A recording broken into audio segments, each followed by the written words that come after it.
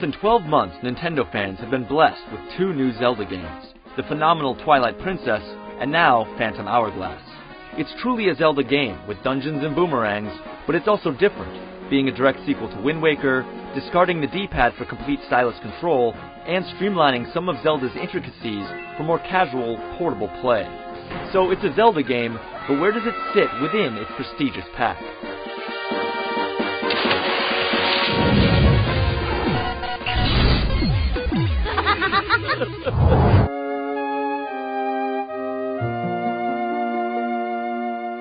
If you haven't played Wind Waker, be warned. The game opens by retelling the tale, ending and all.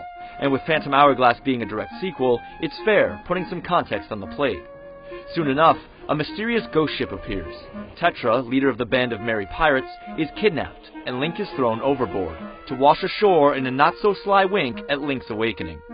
Soon enough, you'll meet some colorful characters to help you find Tetra, not the least of which is Linebeck, a scallywag of the seas and captain of your new vessel. It's a lovable story that cribs the best characters from Wind Waker and a pinch of Pirates of the Caribbean as well.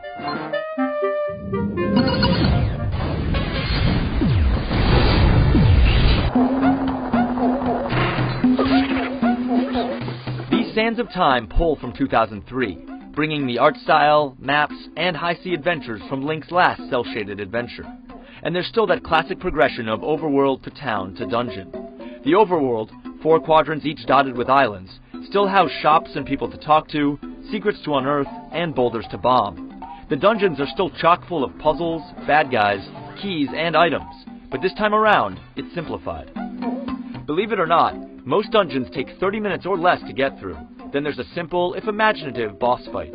Gone is the compass, and a map now is available on the top screen from the get-go.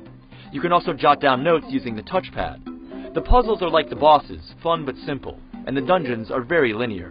So don't worry about getting to a door, not having a key, and having to scour the entire game to find it. The exception is the Temple of the Ocean King, which you'll revisit multiple times throughout the game.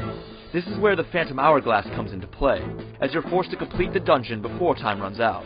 It's challenging and requires some mental agility, managing what to do next as well as avoiding lumbering giants as the clock ticks down.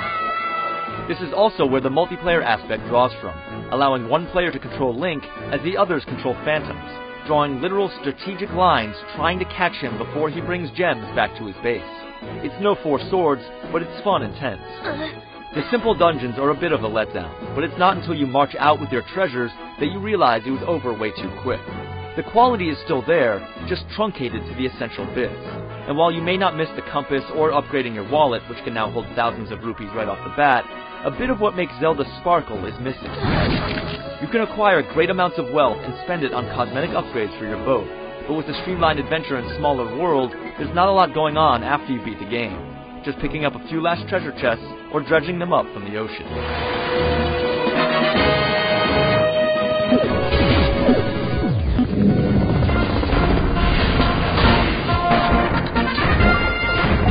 Any reservations about the stylus-based gameplay can be put to rest. The learning curve is non-existent, while some elements are improved, like plotting out a boomerang's path to smack some moving rupee container upside the head. That said, a few of the other DS novelties return, like the microphone, which is fine if you're hanging out on the couch, but may raise an eyebrow if you're caught blowing into the mic at, say, jury duty. The touch tap combat is fun, but continuing the theme, pretty easy, even for a Zelda game. The shield works automatically, and few enemies are more than 2 blows away from defeat. The seafaring is improved from Wind Waker, with no troublesome baton, just chart your route on the map and you're off.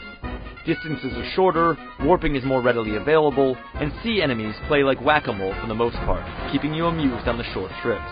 Also, the seagulls explode. The game plays like gold, but the easiness factor creeps in again. If you do want a challenge, you can always rerun the Ocean King's Temple, going for a better time by ferreting out shortcuts, but this is far from ideal.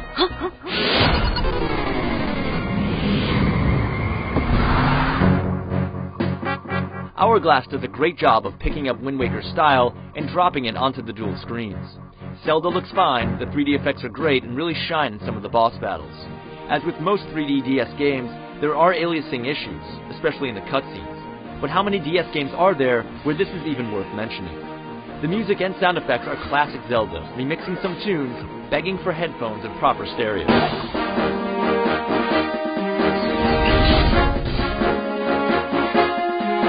There's no denying that this is a great, if easy, game. But when you're talking about the upper echelons of the gaming pantheon, everything is held in another light. As portable entertainment, it's fantastic, proving an action-adventure can be done with the stylus with no qualms. The quickie dungeons and throttled exploration are outright disappointing, but when held up against the rest of the DS library, it's a great game. But it's just a good Zelda.